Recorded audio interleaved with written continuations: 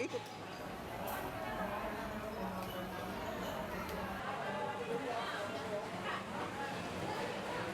Tidak menggunakan masker bagi anak-anak remaja. Dan sepatu juga ada 1000 pasang sandal sepatu ya Bu Anda. Iya, ayo.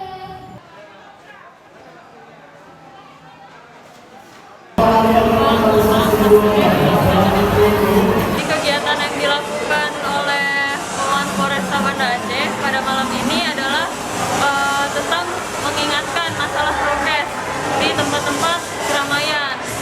Kebetulan malam ini kita di Suduya Mall, pelaksanaan penertiban protokol kesehatan akan tetap dilaksanakan sampai hari Lebaran nanti atau sampai masih adanya lonjakan pengunjung.